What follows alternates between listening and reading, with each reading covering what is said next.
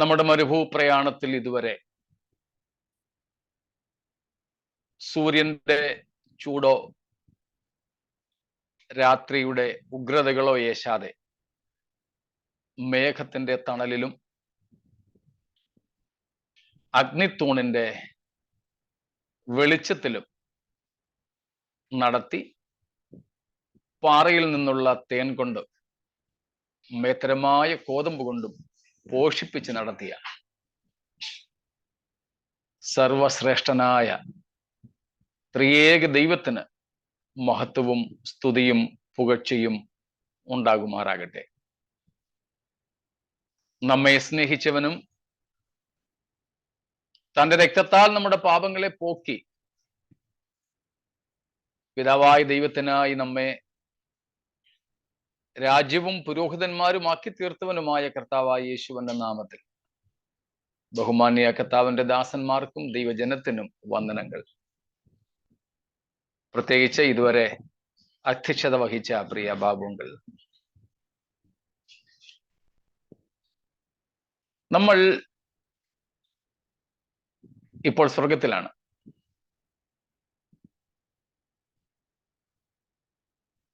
നമുക്ക് സ്വർഗം അനുഭവിക്കുവാനുള്ള 3 തലങ്ങളുണ്ട്. In 3 realms, or not realms actually, in 3 spheres we experience the heaven. At least in 2. May not be 3 for all, but in a sense 3 aspects of heaven experience. One is still while we are born again, as per Ephesians chapter 2 verses from 4 following. We are seated in the heavenly realms. Second, in our spirit, that means after our physical death, our spirits will go to heaven, but body will be resting here on earth, here in earth. The third, when Christ comes after our bodily resurrection. സ്തോത്രം. നാം ഇപ്പോൾ സ്വർഗത്തിലാണ് എന്നൊരു പ്രയോഗം ഞാൻ പറഞ്ഞു വന്ന വഴിക്കങ്ങ് പറഞ്ഞതാ. വെളിപ്പാട് 4-ാം അധ്യായത്തിന്റെ അടിസ്ഥാനത്തിൽ പറഞ്ഞു എന്നേ ഉള്ളൂ. യോഹന്നാനെ ദൈവം സ്വർഗത്തിലേക്ക് വിളിച്ച് സ്വർഗത്തിലെ ദർശനങ്ങൾ കാണുന്നതുമായി ബന്ധപ്പെട്ട് ഞാൻ പറഞ്ഞതാണ് നമ്മളിപ്പോൾ സ്വർഗത്തിലാണെന്ന്. അത് പറഞ്ഞപ്പോൾ ഇതും കൂടെ പറയണമെന്ന് തോന്നി. അതുകൊണ്ട് 3 കാര്യങ്ങൾ പറഞ്ഞു. നമ്മൾ സ്വർഗത്തിൽ അല്ലെങ്കിൽ സ്വർഗ അനുഭവങ്ങൾ അനുഭവിക്കുന്നതിന് 3 തലങ്ങളുണ്ട്. അതിൽ 1-ാമത്തെ തലം എഫേസ്യ ലേഖനം 2-ാം അധ്യായം 4 മുതൽ ഉള്ള വാക്യങ്ങളിൽ പൗലോസ് പറയുന്നത് പോലെ ഇപ്പോൾ തന്നെയാണ്.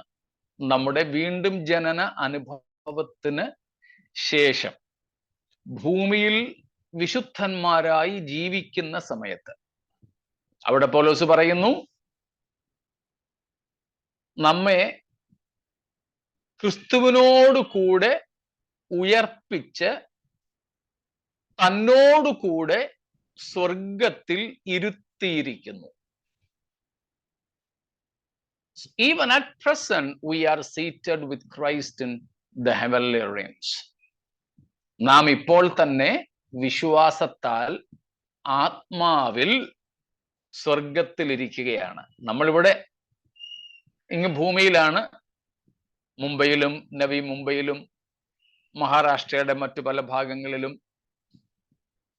ഇന്ത്യയുടെ പല സ്റ്റേറ്റുകളിലും അങ്ങനെ പല കോണ്ടിനെന്റ്സിൽ തന്നെ പല ഭൂഖണ്ഡങ്ങളിൽ തന്നെ ആയിരുന്നുകൊണ്ട് നമ്മൾ ആയിരിക്കുമ്പോൾ തന്നെ നാം ജീവിക്കുമ്പോൾ തന്നെ ആത്മാവിൽ നാം എവിടെ ഇരുത്തപ്പെട്ടിരിക്കുന്നു? ക്രിസ്തുവിനോടുകൂടെ സ്വർഗത്തിൽ. സ്തോത്രം. 2-ാമത്തെ അനുഭവം എല്ലാവർക്കും കിട്ടണമെന്നില്ല. ക്രിസ്തുവിന്റെ വരവിന് മുമ്പ് മരിക്കുന്നവർക്ക് മാത്രം കിട്ടുന്ന ഒരു അനുഭവമാണ് രണ്ടാമത്തേത്. അതായത് ശരീരത്തിന്റെ മരണത്തോടു കൂടെ, അല്ലെ ശാരീരിക മരണത്താൽ നമ്മുടെ ആത്മാവും പ്രാണനും ശരീരം വിട്ടാൽ പിന്നെ ക്രിസ്തുവിനോടുകൂടെ ക്രിസ്തു ഇരിക്കുന്ന ഇടത്താണ്. അതുകൊണ്ടാണ് ഞാൻ ആദ്യം പറഞ്ഞത് 3 അനുഭവങ്ങൾ ഉണ്ടെങ്കിലും എല്ലാവർക്കും 3ഉം ലഭിക്കണമെന്നില്ല. യേശുക്രിസ്തുവിന്റെ വരവ് വരെ ജീവനോടിരിക്കുന്നവർക്ക് ഈ രണ്ടാമത്തെ അനുഭവം ഉണ്ടാവില്ല. അപ്പോൾ മരണത്താൽ, ശാരീരിക മരണത്താൽ നമ്മുടെ ആത്മാവും പ്രാണനും സ്വർഗത്തിൽ ദൈവത്തോടൊപ്പം ക്രിസ്തു ഇരിക്കുന്ന ഇടത്ത് ആയിരിക്കുന്ന രണ്ടാമത്തെ അനുഭവം. മൂന്നാമത് നാം സ്വർഗത്തിലേക്ക് എത്തുന്നത് നമ്മുടെ സമ്പൂർണ്ണ ആളത്വത്തോടു കൂടെയാണ്, ഉയർത്തെഴുന്നേറ്റ ശരീരത്തിൽ. അത് ക്രിസ്തുവിന്റെ വരവിങ്കലേ ഉള്ളൂ, അല്ലെങ്കിൽ സഭയുടെ ഉൽപ്രാപണത്തിലേ ഉള്ളൂ. ഈ പ്രത്യേകമായ 3 അനുഭവങ്ങളാണ്, അല്ലെ 3 അവസ്ഥകളാണ് നമുക്ക് സ്വർഗത്തിൽ പോകാനായിട്ടുള്ളത്, സ്വർഗം അനുഭവിക്കുവാനായിട്ടുള്ളത്. സ്തോത്രം. അത് ഞാൻ പറഞ്ഞതുപോലെ ഇങ്ങനെ പറഞ്ഞു വന്ന വഴിക്ക് അങ്ങ് പറഞ്ഞു പോയെന്നേ ഉള്ളൂ. ഈ 3 ഉറപ്പ. എന്നാൽ യോഹന്നാൻ ഇപ്പോൾ സ്വർഗത്തിൽ പോയിരിക്കുന്നത് ഈ 3ൽ നിന്നും വ്യത്യസ്തമായിട്ടാണ്. താൻ ഈ ശരീരത്തിൽ വസിക്കുന്ന സമയത്ത് തന്നെ, ഈ ഭൂമിയിൽ പാർക്കുമ്പോൾ തന്നെ, തൻ്റെ മരണത്തിനും ക്രിസ്തുവിന്റെ വരവിനും മുൻപായിട്ട് തന്നെ സ്പെഷ്യൽ ഇൻവൈറ്റി ആയിട്ട്, പ്രത്യേക ക്ഷണിതാവായിട്ട് യോഹന്നാൻ സ്വർഗത്തിലേക്ക് ഒരു പ്രത്യേക ദൗത്യവുമായി പോയിരിക്കുക. പക്ഷെ അത് ശരീരത്തോടു കൂടെയോ അല്ലയോ എന്ന് യോഹന്നാന് പോലും അറിയില്ല. അതുകൊണ്ട് അതിനെക്കുറിച്ച് നമ്മൾ ആലോചിച്ച് പ്രയാസപ്പെടേണ്ട. ആ അനുഭവം നമുക്കും സാധ്യമാണ്, എന്നാൽ എല്ലാവർക്കും ലഭിക്കണമെന്ന് ഇല്ല. It's not mandatory, but it can also be a special, ecstatic, spiritual experience of many saints. ധാരാളം വിശുദ്ധന്മാരുടെ ഒരു അനുഭവമാകാം ഇതും. സ്തോത്രം. ഈ ഭൂമിയിൽ യോഹന്നാനെ പോലെ, പൗലോസിനെ പോലെ ഒക്കെ ജീവിച്ചിരിക്കെ തന്നെ സ്വർഗീയമായ അനുഭവങ്ങൾ നമുക്ക് സാധ്യമാണ്. അത് CD ഇറക്കാനും പുസ്തകം എഴുതാനൊന്നും അല്ല. സ്തോത്രം. അതിലുപരി ദൈവികമായ ചില ദൗത്യങ്ങൾക്ക് വേണ്ടി. ഇപ്പം ഒരാൾ ഈ പുസ്തകം എഴുത്തുകാരും പ്രസംഗകരും അനുഭവസാക്ഷ്യം പറയുന്നവരും ഒക്കെ പറയുന്നത് പോലെ സ്വർഗത്തിൽ പോയിക്കൂടാന്നോ, സ്വർഗത്തിലെ അനുഭവങ്ങൾ ഉണ്ടായിക്കൂടാ എന്നോ ഇല്ല. യോഹന്നാനും പൗലോസിനും ഉണ്ടായെങ്കിൽ അത് നമുക്ക് ഉണ്ടാകാം. പക്ഷെ അത് ദൈവവചനത്തിൽ വെളിപ്പെടുത്തിയിരിക്കുന്ന സ്വർഗവും നരകവും ഒക്കെ ആകണമെന്നേ ഉള്ളൂ. എന്നാൽ ഇവരെ ആരെയും ദൈവം നരകത്തിലേക്ക് കൊണ്ടുപോയില്ലെന്നേ, നരകത്തിന്റെ കാഴ്ചയൊന്നും കാണിക്കാൻ. സ്തോത്രം. അതുകൊണ്ട് വേദപുസ്തകത്തിൽ നരകത്തെക്കുറിച്ച് ഏറ്റവും കൂടുതൽ പറഞ്ഞിരിക്കുന്നത് അതിൻ്റെയും സ്രഷ്ടാവായിരിക്കുന്ന നമ്മുടെ കർത്താവായ യേശു തന്നെയാണ്. അതെ, നരകവും ഉണ്ടാക്കിയിരിക്കുന്നത് ആര് തന്നെയാണ്? നമ്മുടെ ദൈവം തന്നെയാണ്. സ്തോത്രം.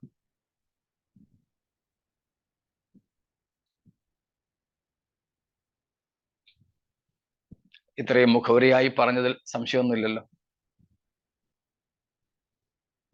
സ്തോത്രം.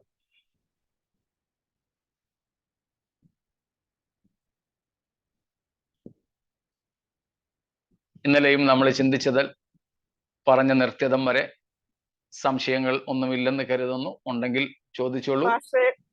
ഇപ്പൊ 3 കാര്യം പറഞ്ഞതിൽ ആദ്യത്തെ ഒന്നുകൂടെ പറയാമോ? ആദ്യത്തേതാണ് എഫേസ്യ ലേഖനം 2-ാം അധ്യായത്തിലും കൊലോസ് ലേഖനം 3-ാം അധ്യായത്തിലും പൗലോസ് ലീഹ പറയുന്നത്. അതിക്രമങ്ങളിലും പാപങ്ങളിലും നാം മരിച്ചവരായിരുന്നു, എന്നാൽ യേശുക്രിസ്തുവിനോട് കൂടെ നമ്മെ ഉയർത്തെഴുന്നേൽപ്പിച്ചു. പക്ഷേ പൗലോസ് പറയുന്നു, നമ്മെ ഉയർത്തുക മാത്രമല്ല, അതായത് ഉയർപ്പിക്കുക മാത്രമല്ല ചെയ്തത്. സ്തോത്രം. പിന്നെ നമ്മെ ഉയർത്തുക കൂടെ ചെയ്തിരിക്കുന്നു. ഹിന്ദിയിൽ എനിക്ക് ആ പ്രയോഗം കുറെ കൂടെ ഇഷ്ടമാണ്.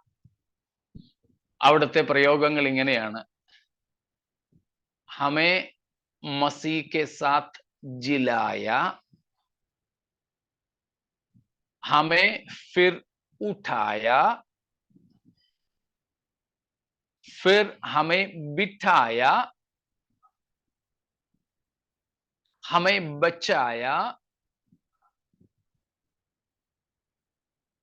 हमें पिता के साथ मिलाया. अच्छे से काफिला मिलाकर हम उस चीज को बता सकते हैं. ഹിന്ദിയിൽ നല്ലൊരു വാചക ശൈലിയിൽ ഒരു പ്രാസത്തിൽ അതൊക്കെ നമ്മെ ഉയർപ്പിച്ചു. എഫേസ്യർ 2-ന്റെ 1-ാമത്തെ വാക്യത്തിൽ. 4-ാം വാക്യത്തിൽ നമ്മെ പിതാവായ ദൈവം സ്നേഹിച്ചു. 5-ാമത്തെ വാക്യത്തിൽ നമ്മെ ക്രിസ്തുവിനോട് കൂടെ ജീവിപ്പിച്ചു. 5-ാം വാക്യത്തിൽ തന്നെ വീണ്ടും നാം കാണുന്നു, നമ്മെ രക്ഷിച്ചു.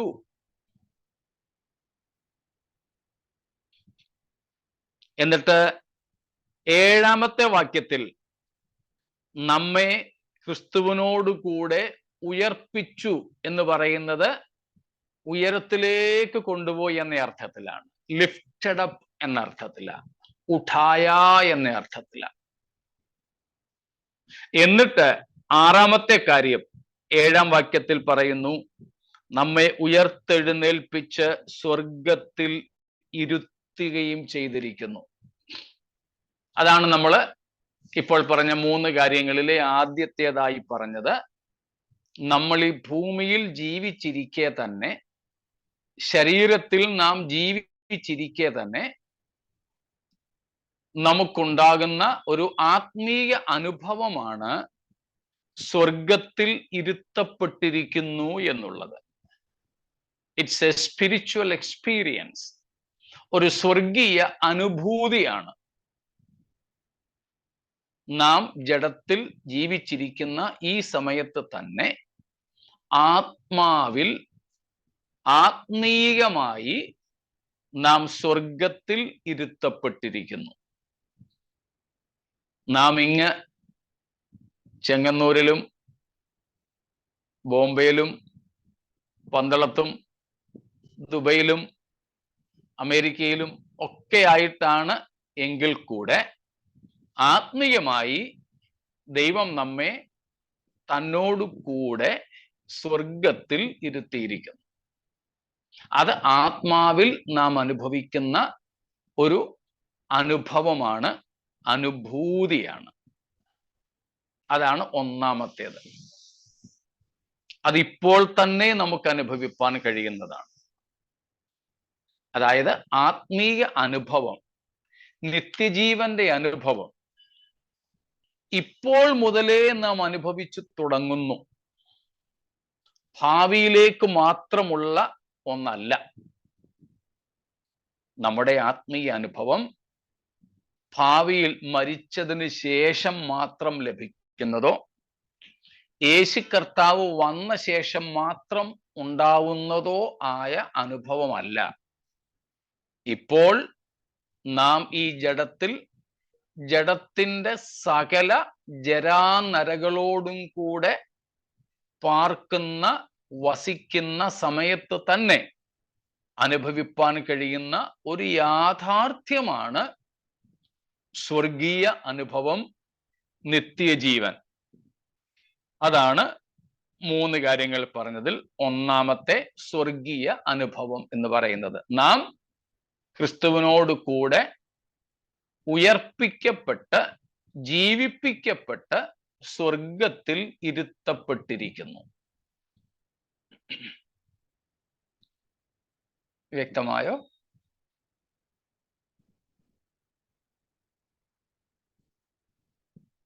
സ്തോത്രം.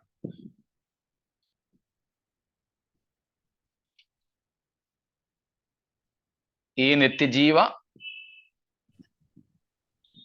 സ്തോത്രം വ്യക്തമായല്ലോ? Okay aunty.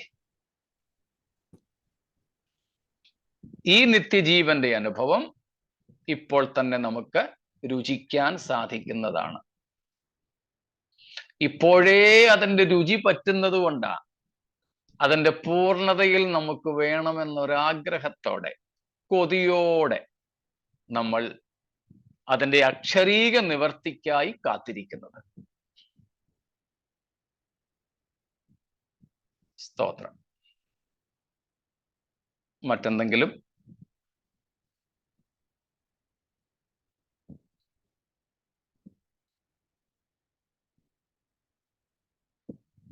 ശരി, എങ്കിൽ നമുക്ക് തുടരാം.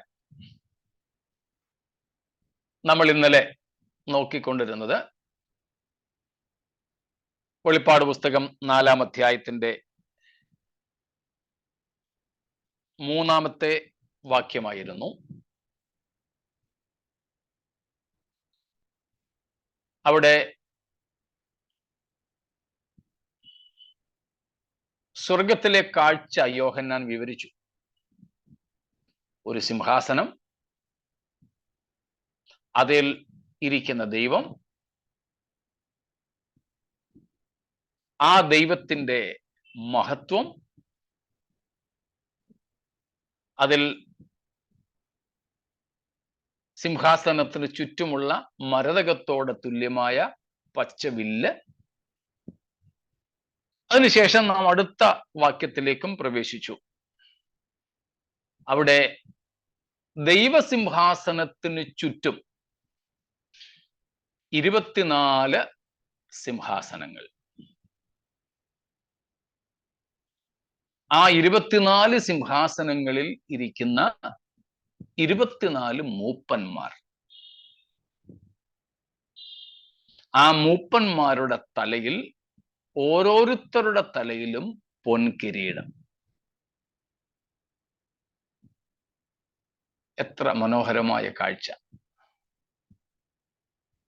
ദൈവം നടുവിൽ, ദൈവത്തിന് ചുറ്റും മൂപ്പന്മാർ. മൂപ്പന്മാർ ആരല്ല എന്ന് കണ്ടു? ആരല്ല? ദൂതന്മാരല്ല. Not Angeles.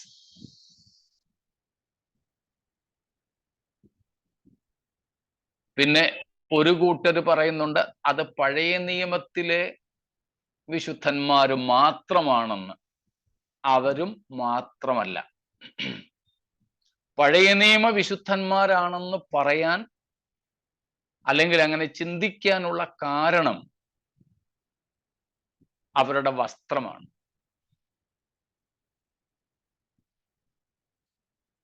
വെള്ള നിലയങ്കി ധരിച്ച മൂപ്പന്മാർ, അവരുടെ വസ്ത്രം പുരോഹിത വസ്ത്രമായിട്ടാണ് കാണപ്പെടുന്നത്. പുരോഹിത വസ്ത്രം ധരിച്ചത് കൊണ്ട് അവർ പഴയ നിയമ പുരോഹിത കൂറുകളിൽപ്പെട്ടവരാണെന്ന ചിന്തയാണ് പലർക്കും. എന്നാൽ അതിനും നാം ഇന്നലെ മറുപടി കണ്ടു. പൗരോഹിത്യം പഴയ നിയമത്തിൽ മാത്രമല്ലുള്ളത്, പുതിയ നിയമത്തിലുമുണ്ട്. പഴയ നിയമത്തിൽ ഒരു ഗോത്രം മാത്രമായിരുന്നു പുരോഹിതന്മാർ, അല്ലെങ്കിൽ പുരോഹിത ഗോത്രം. നമുക്കറിയാം ഏത് ഗോത്രമാണെന്നല്ലേ? ലേവി ഗോത്രം. അതെ, ലേവി ഗോത്രം. പഴയ നിയമത്തിൽ യാഗപീഠത്തിങ്കൽ ശുശ്രൂഷിപ്പാൻ അഹരോന്റെ കുടുംബത്തിനും ദേവാലയത്തിൽ ശുശ്രൂഷിപ്പാൻ ലേവി ഗോത്രത്തിനും മാത്രമേ അധികാരമുണ്ടായിരുന്നുള്ളൂ.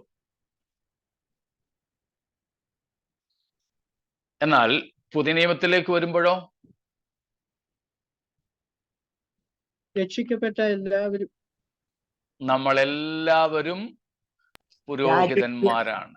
രാജകീയ പുരോഹിതന്മാർ. പ്രത്യേകിച്ച് വെറും പുരോഹിതന്മാരല്ല, രാജകീയ പുരോഹിത വർഗമാണ്. പ്രത്യേകാൽ മാർട്ടിൻ ലൂഥറിന്റെ കാലത്ത് കത്തോലിക്ക സഭയുടെ ദുരുപദേശങ്ങളിൽ നിന്നും പ്രൊട്ടസ്റ്റന്റ് വിഭാഗം പുറത്തു വരുന്നതിലെ ഒരു പ്രധാനപ്പെട്ട കാരണം ഇതായിരുന്നു. കത്തോലിക്ക സഭ അച്ഛന്മാരെ മാത്രം പുരോഹിതന്മാരാക്കുമ്പോൾ മാർട്ടിൻ ലൂഥർ അക്കൂട്ടത്തിലെ ഒരു പട്ടക്കാരനായിരുന്ന തനിക്ക് തിരുവെഴുത്തുകളിൽ നിന്ന് മനസ്സിലായി, ഈ കുപ്പായമിട്ടവർ മാത്രമല്ല പുരോഹിതന്മാർ, പുതിയ നിയമത്തിലെ സകല വിശ്വാസികളും പുരോഹിതന്മാരാണ്. അതുകൊണ്ട് പ്രൊട്ടസ്റ്റന്റ് ഉപദേശത്തിലെ ഒരു പ്രധാനപ്പെട്ട ഘടകമാണ് we believe in the priesthood of all believers.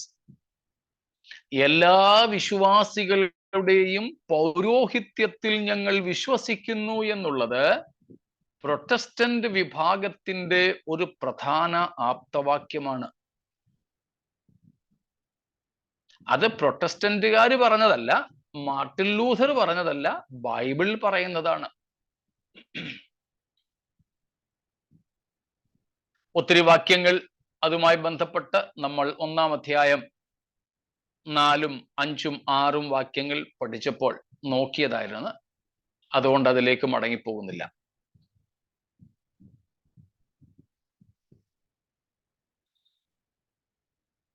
പ്രത്യേകിച്ച് 1 പത്രോസ് 2-ാം അധ്യായത്തിന്റെ 4 മുതൽ 9 വരെയുള്ള വാക്യങ്ങളിൽ ആ കാര്യം വ്യക്തമാക്കുന്നുണ്ട്. ഇന്നലെ തന്നെ നാം അതിന്റെ ആദ്യ ഭാഗങ്ങളിൽ നിന്ന് കണ്ടു. പുരോഹിതന്മാർ എന്ന നിലയിൽ നമ്മുടെ ശുശ്രൂഷ എന്താണ്? കർത്താവായ യേശു മുഖാന്തരം പിതാവായ ദൈവത്തിന് പ്രസാദകരമായ ആത്മീയ യാഗം കഴിക്കുന്ന പുരോഹിത വർഗമാണ് നാം. As priest, our mission is to offer sacrifices unto the Lord, unto God through Christ, sacrifices that please the Father.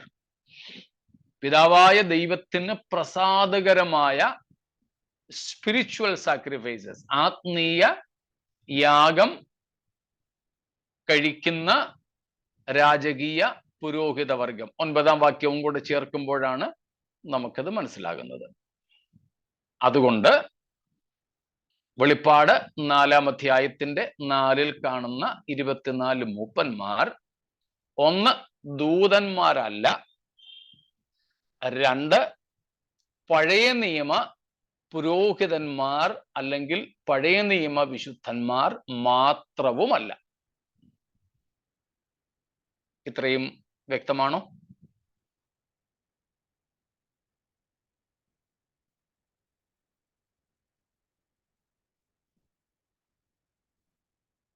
സ്തോത്രം. പിന്നെ ആരാണ് അതിനെക്കുറിച്ച് നാം ഇന്നലെ കണ്ടു. പഴയ നിയമ പുതിയ നിയമ വിശുദ്ധന്മാരുടെ പ്രതിനിധികളാണ്. 12 പഴയ നിയമ ഗോത്രങ്ങളിൽ നിന്നും 12 പുതിയ നിയമ അപ്പോസ്തലന്മാരിൽ നിന്നുമുള്ള പ്രതിനിധികളായി നമുക്കവരെ കാണുവാൻ സാധിക്കും. മറ്റൊരു അർത്ഥത്തിൽ പറഞ്ഞാൽ, ഇന്നലെ നമ്മൾ പറയാതിരുന്ന അല്ലെങ്കിൽ പറയാൻ സമയം കിട്ടാതിരുന്ന ഒരു കാര്യം, these 24 elders are representatives of the redeemed. Representatives of the redeemed,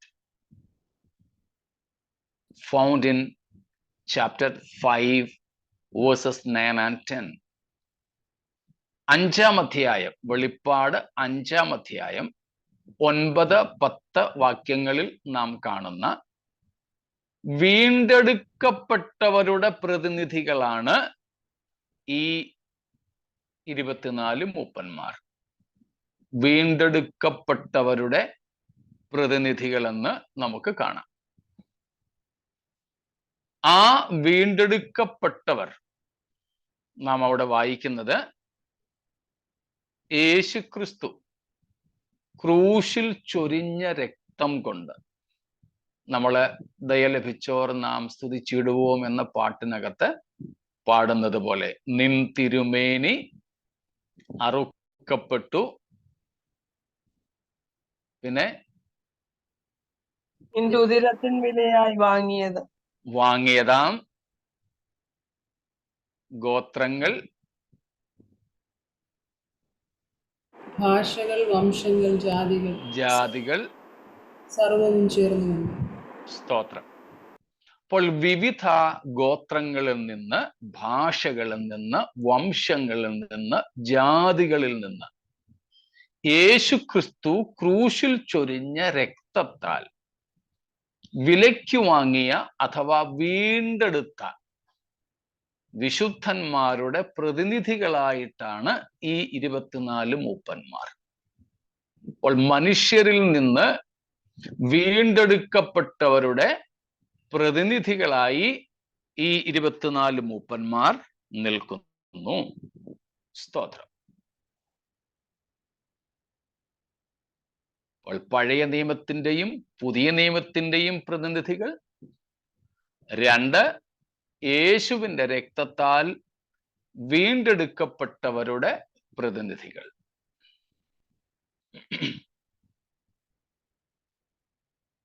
ഇനി പഴയ നിയമത്തിൽ നിന്നായാൽ പോലും, കഴിഞ്ഞ ദിവസവും ഒരു ചോദ്യം ചോദിച്ചതുപോലെ, യേശുക്രിസ്തുവിന് മുൻപ് മരിച്ചവർക്ക് എങ്ങനെയാണ് വീണ്ടെടുപ്പ്?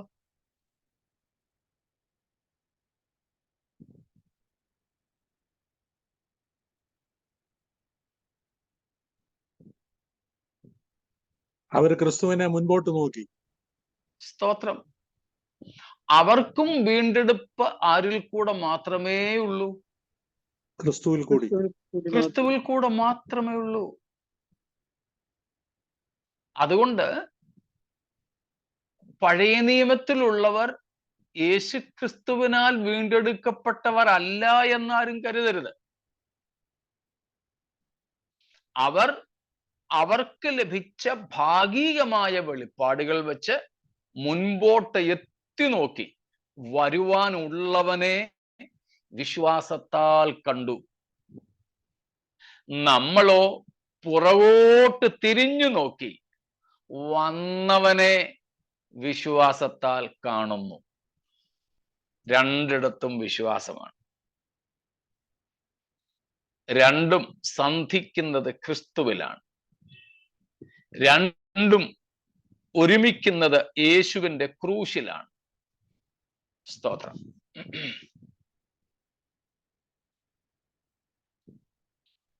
കൂടാതെ പഴയ നിയമ വിശുദ്ധന്മാരിൽ ഉണ്ടായിരുന്ന ആത്മാവ്, അത് ഏതാത്മാവാ? അല്ലെങ്കിൽ അത് ആരുടെ ആത്മാവായിരുന്നു? ക്രിസ്തുവിന്റെ ആത്മാവ്. സ്തോത്രം. ക്രിസ്തുവിന്റെ ആത്മാവ്. 1 പത്രോസ് 1-ാമത്തെ അധ്യായം 10-11 വാക്യങ്ങൾ. നിങ്ങൾക്ക് വരുവാനിരിക്കുന്ന കൃപയെക്കുറിച്ച് പ്രവചിച്ച പ്രവാചകന്മാർ ഈ രക്ഷയെ ആരാഞ്ഞന്വേഷിച്ചിരുന്നു. അവരിലുള്ള ക്രിസ്തുവിൻ ആത്മാവ് ക്രിസ്തുവിന് വരേണ്ടിയ കഷ്ടങ്ങളെയും പിൻവരുന്ന മഹിമയെയും മുൻപിൽ കൂട്ടി സാക്ഷീകരിച്ചപ്പോൾ സൂചിപ്പിച്ച സമയം ഏതോ എങ്ങനെയുള്ളതോ എന്ന് പ്രവാചകന്മാർ ആരാഞ്ഞു നോക്കി തങ്ങൾക്കായി മതി, അത്ര മതി.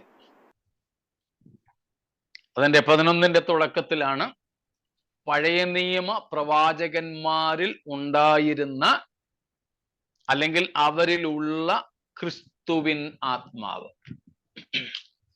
അപ്പോൾ അവരിലും പ്രവർത്തിച്ചത്, അവരിലും ഉണ്ടായിരുന്നത് നമ്മിലുള്ള അതേ ക്രിസ്തുവിന്റെ ആത്മാവായിരുന്നു. സ്തോത്രം. അപ്പോൾ വീണ്ടെടുക്കപ്പെട്ടവർ എന്ന് പറയുമ്പോൾ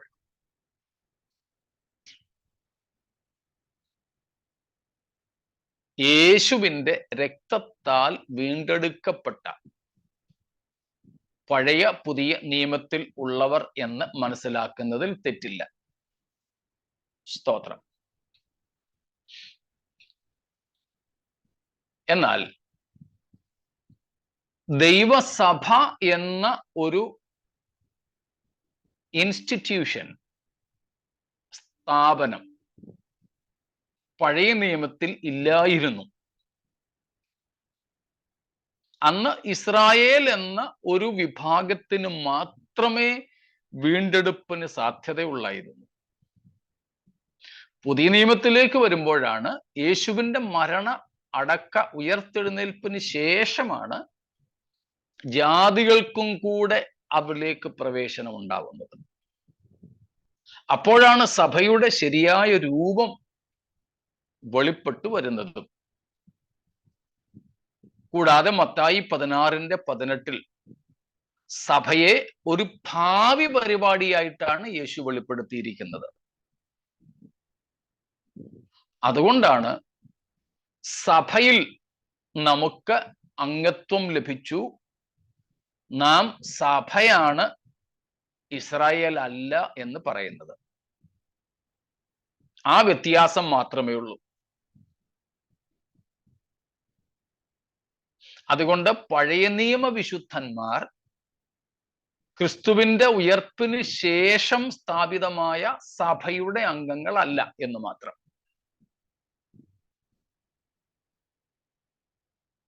എന്നാൽ വീണ്ടെടുപ്പ് ഇരു കൂട്ടർക്കും അല്ല, ആർക്കും, ഏത് കാലത്ത് ജീവിച്ചിരുന്നവർക്കും വിശ്വാസത്താലും യേശുക്രിസ്തുവിനാലും മാത്രം. ഇവിടെ അങ്ങനെ വീണ്ടെടുക്കപ്പെട്ട വിശുദ്ധന്മാരുടെ പ്രതിനിധികളായിട്ടാണ് ഈ 24 മൂപ്പന്മാർ നിൽക്കുന്നത്. സ്തോത്രം.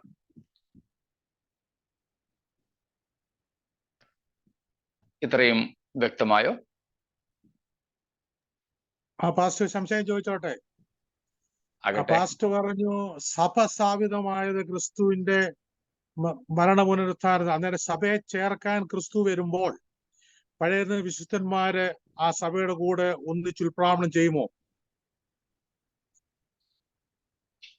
ആ ചോദ്യത്തിനും കൂടെ ഉത്തരമായിട്ടാണ് നമ്മളിപ്പോൾ പത്രോസിന്റെ ലേഖനത്തിൽ നിന്ന് വാക്യം വായിച്ചത്.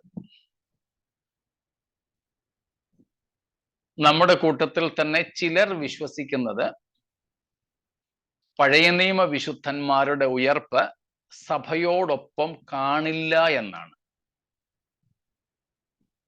പഴയ നിയമ വിശുദ്ധന്മാരുടെ ഉയർപ്പ് മറ്റേതോ സമയത്തായിരിക്കും, അല്ലെങ്കിൽ സഹസ്രാബ്ദത്തിന് തൊട്ട് മുമ്പ് വെളിപ്പാട് 20:4, 5, 6 വാക്യങ്ങളിൽ കാണുന്ന ഉയർപ്പിലായിരിക്കും എന്ന് വിശ്വസിക്കുന്നവരും പഠിപ്പിക്കുന്നവരും നമ്മുടെ കൂട്ടത്തിൽ ഏറെയുണ്ട്. എന്നാൽ നമ്മളിപ്പോൾ വായിച്ച പത്രോസിന്റെ ലേഖനത്തിലെ 1 പത്രോസ് 1:11 അടിസ്ഥാനമാക്കി. അതിനോടൊപ്പം റോമാലേഖനം 8-ാം അധ്യായം 9 മുതൽ 11 വരെയും, ഫിലിപ്പിയ ലേഖനം 3-ാം അധ്യായം 20-21 ആസ്പദമാക്കിയും, വേറെയും വാക്യങ്ങളുണ്ട്, ഇത്രയും മതിയാകുമെന്ന് കരുതുന്നു. ഈ വാക്യങ്ങളൊക്കെ അടിസ്ഥാനപ്പെടുത്തി നോക്കിയാൽ പഴയ നിയമ വിശുദ്ധന്മാരും യേശുക്രിസ്തുവിന്റെ പ്രത്യക്ഷതയെങ്കിൽ ഉയർത്തെഴുന്നേൽക്കും. പഴയ നിയമ വിശുദ്ധന്മാർക്ക് നമ്മോടൊപ്പം രക്ഷാപൂർത്തി ഉണ്ടാവും എന്നുള്ളതിന് വേദപുസ്തക ഉപദേശം അനുസരിച്ച് തടസ്സമൊന്നുമില്ല. 2 പ്രധാന തെളിവുകൾ തരാം. ഒന്ന്, ഹീബ്രൂസ് 11:40, എബ്രായർ 11:40 വാക്യമാണ്. അവർ നമ്മെ കൂടാതെ രക്ഷാപൂർത്തി പ്രാപിക്കാതിരിക്കേണ്ടതിന് ദൈവം നമുക്ക് വേണ്ടി ഏറ്റവും നല്ലതൊന്ന് മുൻകരുതിയിരുന്നു. പഴയ നിയമ വിശുദ്ധന്മാർ നമ്മെ കൂടാതെ രക്ഷാപൂർത്തി പ്രാപിക്കാതിരിക്കേണ്ടതിന് എന്ന് പറഞ്ഞാൽ അവർക്കും നമ്മോട് കൂടെ എന്തുണ്ടെന്നർത്ഥം? ഉയർപ്പുണ്ട്. രക്ഷാപൂർത്തി ഉണ്ടെന്നർത്ഥം. മറ്റൊന്ന്,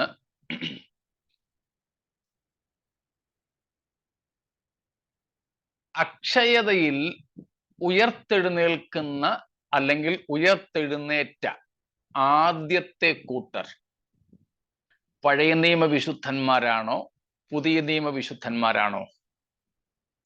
The first group that would resurrect to immortality, is it Old Testament saints or it's from the New Testament saints? ക്രിസ്തുവിന്റെ ഉയർപ്പിന് മുന്നേ മരിച്ച വിശുദ്ധന്മാർ. Absolutely. ദൈവസഭയുടെ സ്ഥാപനത്തിനു പോലും മുൻപ് പഴയ നിയമ വിശുദ്ധന്മാരിൽ എത്ര പേരാണെന്നറിയില്ല, ആരൊക്കെയാണെന്നും അറിയില്ല. എന്നാൽ അവരിൽ ചിലർ ഉയർത്തെഴുന്നേറ്റു എന്ന് മത്തായി 27-ാമത്തെ അധ്യായം 45 മുതലുള്ള വാക്യങ്ങൾ നമ്മെ പഠിപ്പിക്കുന്നു. പഴയ നിയമ വിശുദ്ധന്മാരിൽ ചിലർ ഉയർത്തെഴുന്നേറ്റു.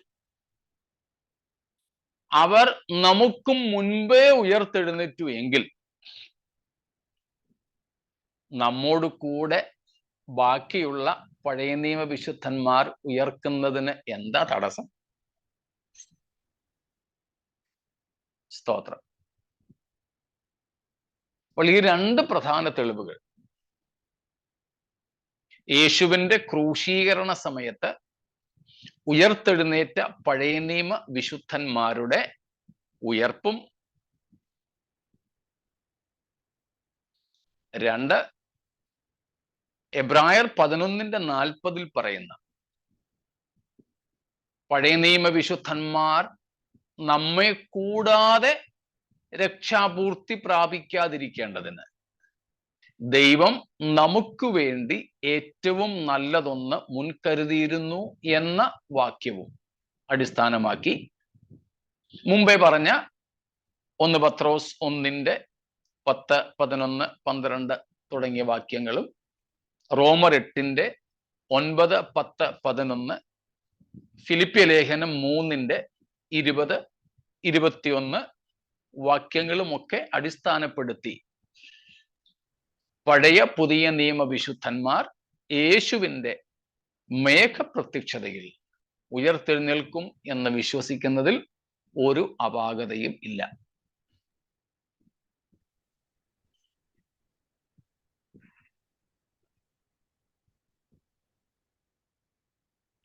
വ്യക്തമാണോ? Thank you. ഓക്കെ. പദവികൾക്ക് അന്നേരം വ്യത്യാസം അവിടെ കാണുന്നില്ലല്ലോ. പദവികൾക്ക് വ്യത്യാസം ഉണ്ടാവും. ക്രിസ്തുവിന്റെ മണവാട്ടി പദത്തിലാണ് ദൈവസഭ. എന്നാൽ യോഹന്നാൻ പറയുന്നത് പോലെ, യോഹന്നാൻ സ്നാപകൻ പറയുന്നത് പോലെ മണവാളന്റെ തോഴൻ എന്ന പദവിയിലായിരിക്കും ഇസ്രായേൽ, അല്ലെങ്കിൽ മണവാളന്റെ സ്നേഹിതർ എന്ന പദവിയിലായിരിക്കും. കാരണം പഴയ നിയമ വിശുദ്ധന്മാർ സഭയുടെ ഭാഗമല്ല. അതായത് സഭയുടെ സ്ഥാപനം യേശുവിന്റെ ഉയർപ്പിന് ശേഷം എന്ന കാരണം കൊണ്ട് സഭയിലേക്കുള്ള പ്രവേശനം സുവിശേഷത്താലും യേശുക്രിസ്തുവിലൂടെയുമാണെന്ന് എഫേസ്യർ 3:5-6 വാക്യങ്ങൾ വ്യക്തമാക്കുന്നു. അതുകൊണ്ട് ആ പദവിയിൽ തീർച്ചയായും വ്യത്യാസങ്ങൾ ഉണ്ടാവും എന്ന് മാത്രം. കൂടാതെ അപ്പോസ്തലന്മാരെ പോലും യേശു ഇസ്രായേലിന്റെ 12 ഗോത്രങ്ങളെയും ന്യായം വിധിക്കുന്ന ഉയർന്ന പദവിയിലേക്ക് വാഗ്ദത്തം ചെയ്തു കൊണ്ടുവന്നതും നമ്മൾ ഗിരിപ്രഭാഷണം പഠിച്ച സമയത്ത് കണ്ടതാണ്.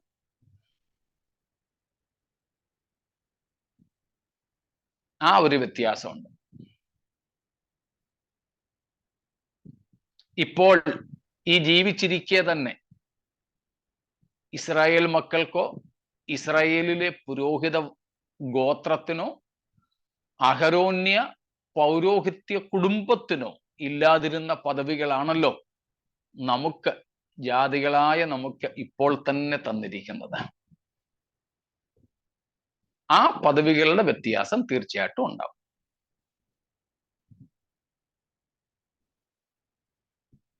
അപ്പോൾ നിത്യതയിൽ പഴയ നിയമവിശ്വാസികളും പുതിയ നിയമവിശ്വാസികളും ഉണ്ടല്ലോ ഏതായാലും. തീർച്ചയായിട്ടും തീർച്ചയായിട്ടും. അവർ പിന്നെ എവിടെ പോകാനാ വേറെ? ഹാബേൽ മുതലുള്ള സകല വിശുദ്ധന്മാർക്കും വേണ്ടിയാണ് നിത്യത. അതെ അതെ അതെ. മണവാട്ടി ഗ്രൂപ്പിൽ ഇല്ലെന്നേ ഉള്ളൂ. യേശുക്രിസ്തുവിന്റെ മഹത്വ പ്രത്യക്ഷതയിൽ സകല വിശുദ്ധന്മാരുമായിട്ട് യേശുക്രിസ്തു വരുമ്പോൾ ഈ പഴയ നിയമ വിശ്വാസികളും കാണുമോ? യേശുക്രിസ്തുവിന്റെ മേഘപ്രത്യക്ഷതയിൽ ആ വിശുദ്ധന്മാരെല്ലാവരും ഉയർത്തെഴുന്നേൽക്കുമെന്നാണ് ഇപ്പോൾ നമ്മൾ കണ്ടത്. അങ്ങനെയാണെങ്കിൽ സകല വിശുദ്ധന്മാരും, ഹാബേൽ തുടങ്ങിയുള്ള, ഹാബേലാണ് ഒന്നാമത്തെ വിശ്വാസി, അദ്ദേഹം മുതലുള്ള സകല വിശുദ്ധന്മാരും ക്രിസ്തുവിന്റെ തേജസ്സിന്റെ പ്രത്യക്ഷതയിൽ അവനോടുകൂടെ വെളിപ്പെടും. കൊലോസ്യർ 3:4.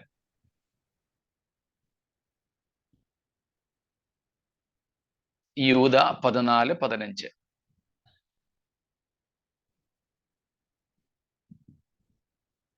അപ്പോൾ സകല വിശുദ്ധന്മാരുടെ കൂട്ടത്തിൽ അവരും തീർച്ചയായിട്ടും ഉണ്ടാവും. നേരെ ഈ 1000 ആണ്ട് വാഴ്ചയിലെ അവർക്ക് പങ്കാളിത്തം ഉണ്ടോ? അവർ കർത്താവിനോട് കൂടെ ആയിരിക്കും.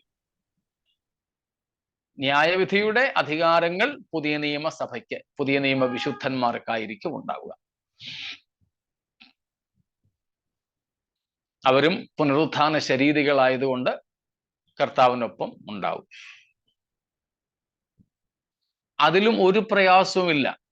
കുറഞ്ഞപക്ഷം നമ്മൾ രൂപാന്തരപ്പെടുന്നതിന് മുൻപ് യേശുവിൻ്റെ മേഘപ്രത്യക്ഷതയിൽ ദൈവസഭയിലെ ജീവനോടിരിക്കുന്ന വിശുദ്ധന്മാരുടെ രൂപാന്തരത്തിന് നൂറ്റാണ്ടുകൾക്കോ ചിലപ്പോൾ സഹസ്രാബ്ദങ്ങൾക്കോ മുൻപ് തന്നെ 2 പേരെങ്കിലും നമ്മുടെ അറിവിൽ രൂപാന്തരപ്പെട്ട് കർത്താവിന്റെ സന്നിധിയിൽ പോയിട്ടുണ്ട്. ഹാനോക്കും ഏലിയാവും.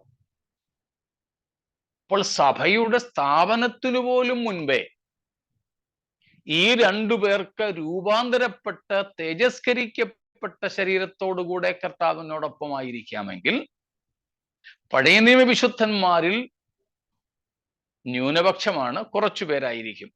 അവർക്ക് ഉയർത്തെഴുന്നേറ്റ് കർത്താവിനോടുകൂടെ പോകാമെങ്കിൽ യേശുക്രിസ്തുവിന്റെ വരവിൽ ദൈവസഭയിലെ വിശുദ്ധന്മാരോടൊപ്പം പഴയ നിയമ വിശുദ്ധന്മാരുടെയും ഉയർപ്പിന് ഒരു തടസ്സവുമില്ല. ഒരു ദൈവശാസ്ത്രപരമായ പ്രശ്നങ്ങളും അതിലില്ല. ദൈവസഭയോടൊപ്പം യേശുക്രിസ്തു ഭൂമിയിലേക്ക് തേജസ്സോടെ ഇറങ്ങി വരുമ്പോൾ ഈ ഏലിയാവും ഹാനോക്കും ഉൾപ്പെടെയുള്ള വിശുദ്ധന്മാർക്കും പഴയ നിയമ വിശുദ്ധന്മാർക്കും സഭയോടൊപ്പം ക്രിസ്തുവിനൊപ്പം ഭൂമിയിലേക്ക് പ്രത്യക്ഷപ്പെടുവാൻ തടസ്സങ്ങളില്ല.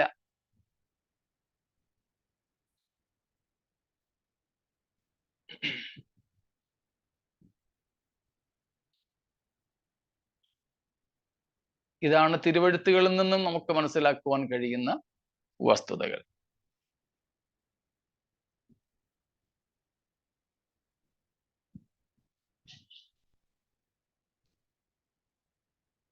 മുൻപോട്ട് പോകട്ടോ.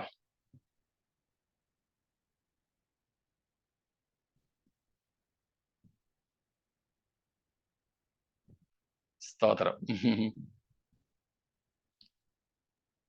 പോകാം. ഓക്കെ.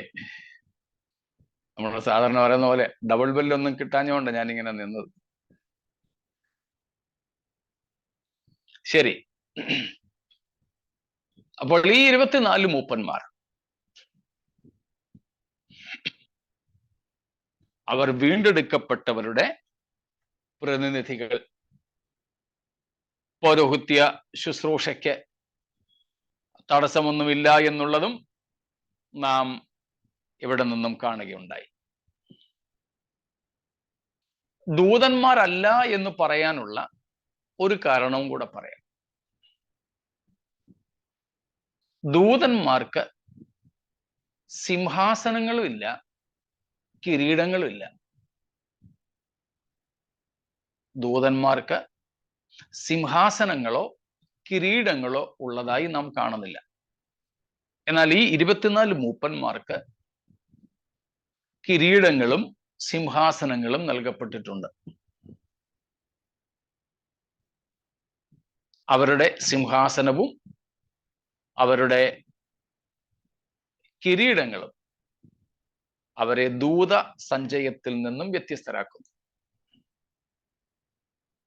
അത് വിശുദ്ധന്മാർക്ക് മാത്രം വാഗ്ദത്തം ചെയ്യപ്പെട്ടിരിക്കുന്ന കാര്യങ്ങളാണ്.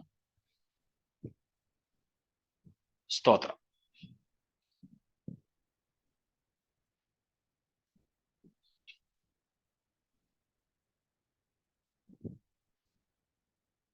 നമുക്ക് പഴയ നിയമത്തിൽ തന്നെ കാണുവാൻ കഴിയുന്ന മറ്റൊരു സംഗതിയുണ്ട്. സങ്കീർത്തനം 50 5-ാമത്തെ വാക്യം. സാംസ് 50:5. യാഗം കഴിച്ച് എന്നോട് നിയമം ചെയ്തവരായ എന്റെ വിശുദ്ധന്മാരെ എന്റെ അടുക്കൽ കൂട്ടുവീർ. സ്തോത്രം. പഴയ നിയമ വിശുദ്ധന്മാരോടുള്ള ബന്ധത്തിലാണ് പറയുന്നത്. യാഗം കഴിച്ച് എന്നോട് നിയമം ചെയ്തവരായ എൻ്റെ വിശുദ്ധന്മാരെ. ദൈവം പഴയ നിയമ വിശുദ്ധന്മാരെ വിളിക്കുന്നത് ദൈവത്തിന്റെ വിശുദ്ധന്മാർ. അവരാരാണ്? യാഗം കഴിച്ച് ദൈവത്തോട് ഉടമ്പടി ചെയ്തവരാണ്. സ്തോത്രം. നമുക്കറിയാം, പഴയ നിയമത്തിലെ എല്ലാ യാഗങ്ങളും യേശുക്രിസ്തുവിൽ നിവർത്തീകരിക്കപ്പെട്ട പരമയാഗത്തിന്റെ നിഴലുകളായിരുന്നു. അപ്പോൾ അവരുടെ യാഗാർപ്പണങ്ങൾ ക്രിസ്തുവിന്റെ യാഗത്തിലേക്കുള്ള വിരൽ ചൂണ്ടലുകളായിരുന്നെന്ന് നമുക്ക് മനസ്സിലാക്കാം. കഴിഞ്ഞ ദിവസം നമ്മൾ ചിന്തിച്ചായിരുന്നല്ലോ, 1 തെസ്സലോനിക്കർ 4:16 കർത്താവ് താൻ ഗംഭീരനാദത്തോടെ സ്വർഗത്തിൽ നിന്ന് ഇറങ്ങി വരുമെന്ന്. അതായത് യേശുക്രിസ്തുവിന്റെ ഗംഭീരനാദം മുഴങ്ങും എന്നാണ് നമ്മൾ കണ്ടത്. ആ ക്രിസ്തുവിന്റെ ഗംഭീരനാദം എന്തായിരിക്കും എന്ന് പ്രധാനമായും 2 കാര്യങ്ങളുണ്ട്. അതിൽ ഒന്ന് നമ്മൾ അന്ന് ചിന്തിച്ചായിരുന്നു. വെളിപ്പാട് 4-ന്റെ 2-ാമത്തെ വാക്യത്തിൽ നമ്മൾ വായിച്ചതുപോലെ ഇവിടെ കയറി വരിക. അതുപോലെ മറ്റൊരു ശബ്ദം കർത്താവിന്റെ ഗംഭീരനാദത്തിൽ മുഴങ്ങുന്നതാണ് ഇവിടെ. ഈ 5-ാം വാക്യത്തിൽ നമ്മൾ വായിച്ചത്, യാഗം കഴിച്ച് എന്നോട് നിയമം ചെയ്തവരായ എൻ്റെ വിശുദ്ധന്മാരെ എൻ്റെ അടുക്കൽ കൂട്ടുവീൻ.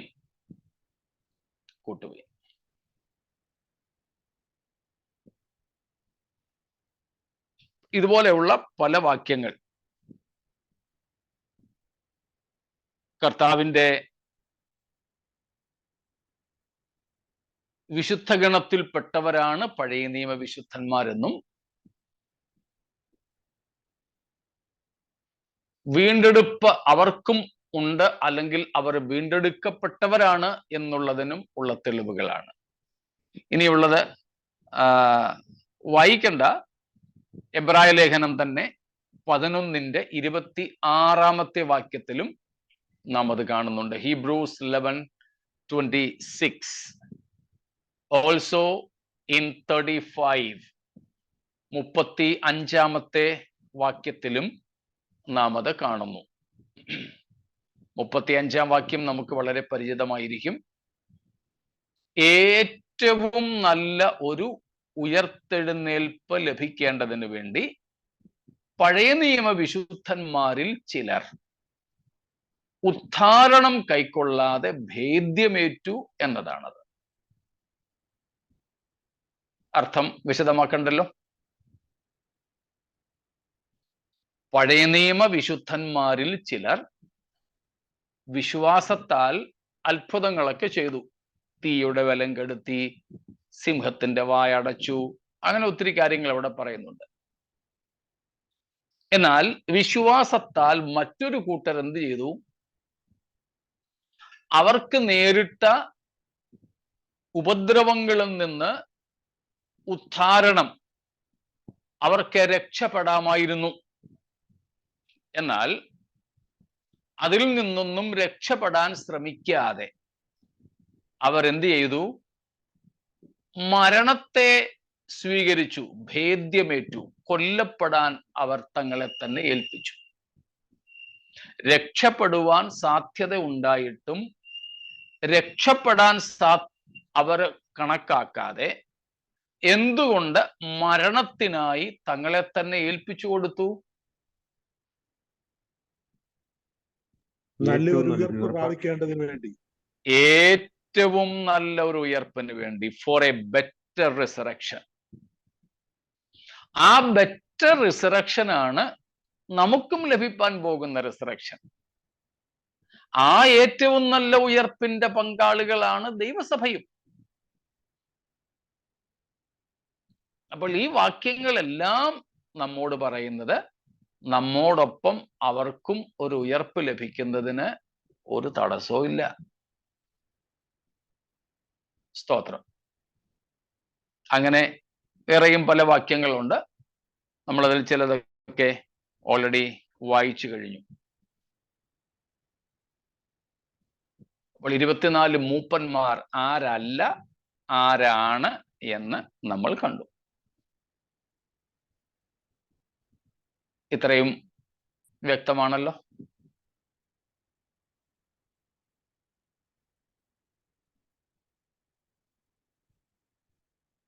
സ്തോത്രം. ഓക്കെ, മറ്റ് സംശയങ്ങൾ ഒന്നും ഇല്ല എങ്കിൽ നമുക്ക് ഇന്ന് ഇവിടെ നിർത്താം. കർത്താവിന്റെ വരവ് താമസിച്ചാൽ ബാക്കി ഭാഗ്യങ്ങൾ. യോഹന്നാൻ ഇവരെ കണ്ടതും മനുഷ്യരായിട്ട് തന്നെയാണല്ലോ, അല്ലേ പക്ഷേ? 24 മൂപ്പന്മാർ എന്നാ പറഞ്ഞേക്കുന്നത്, മനുഷ്യരെന്ന് യോഹന്നാൻ പറഞ്ഞിട്ടില്ല. മൂപ്പന്മാരെന്നാ പറഞ്ഞിരിക്കുന്നത്. മൂപ്പന്മാരെന്ന് പറഞ്ഞാൽ ആരാണ്? ഹെഡ് ഓഫ് ദ ക്ലാൻസ്, കുടുംബത്തിന്റെ തലവന്മാർ, ഗോത്രങ്ങളുടെ തലവന്മാർ, സഭയിലെ തലവന്മാർ, ഇവരെയൊക്കെയാണ് വേദപുസ്തകം മൂപ്പന്മാർ എന്ന് വിളിക്കുന്നത്. Head of the family, head of the clan, head of the tribe, head of the church. ആ നിലയിലും ഇവർ മനുഷ്യരാണ്. ആ നിലയിലും ഇവർ പ്രതിനിധികളാണ്. പഴയ നിയമത്തിന്റെയും പുതിയ നിയമത്തിന്റെയും പ്രതിനിധികളായി നേതൃനിരയിൽ നിൽക്കുന്നവരാണെന്ന് മനസ്സിലാക്കാം.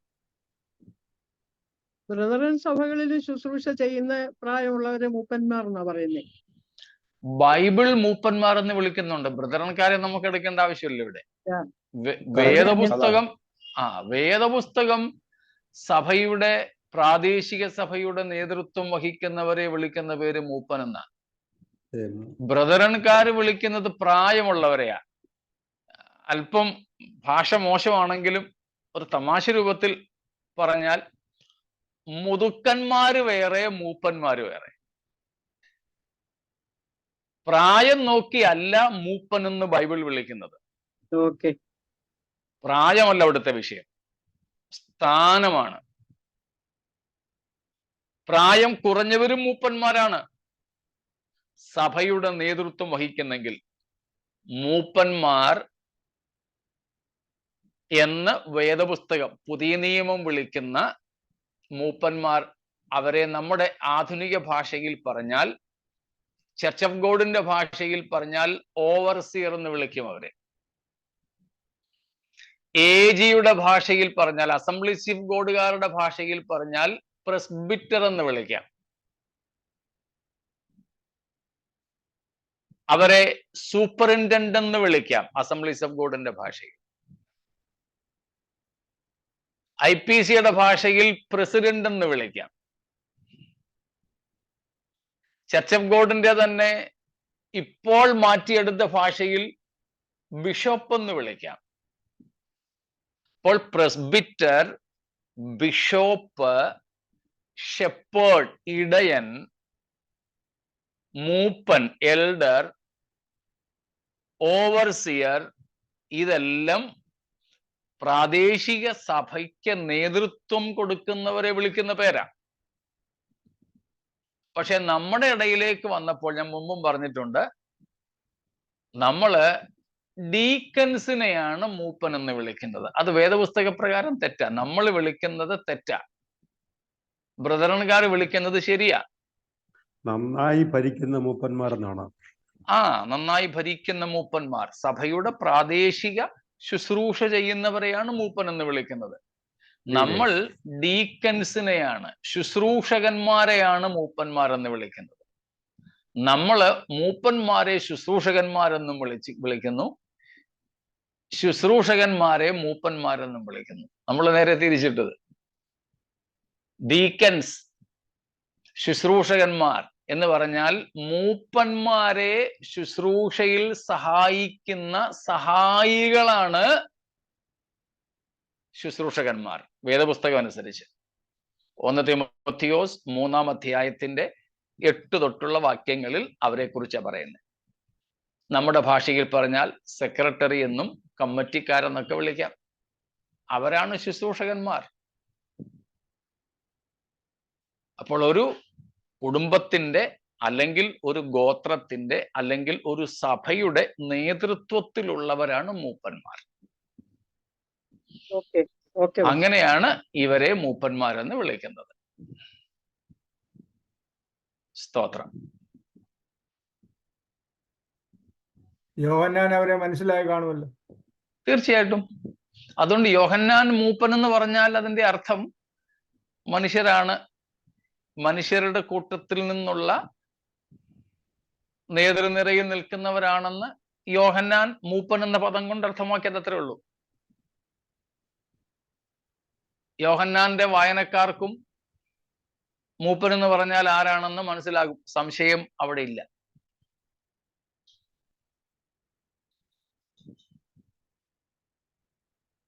നമ്മൾ കഴിഞ്ഞ ദിവസം കണ്ടതുപോലെ ഇത്ര ശ്രേഷ്ഠകരമായ അനുഭവത്തിലേക്ക് നമ്മുടെ ദൈവത്തോടൊപ്പം, കർത്താവിൻ്റെ സിംഹാസനത്തോടൊപ്പം നമ്മെ ഇരുത്തുന്ന ആ വലിയ ദിനത്തിനായി പ്രത്യാശയോടെ കാത്തിരുന്നുകൊണ്ട് നമ്മുടെ കർത്താവിനെ മുഖാമുഖം കാണുവാനുള്ള വലിയ വാഞ്ചയോടെ നമുക്കായിരിക്കാം. ദൈവമായ കർത്താവ് നമ്മെ ഈ വചനങ്ങളാൽ അനുഗ്രഹിക്കട്ടെ.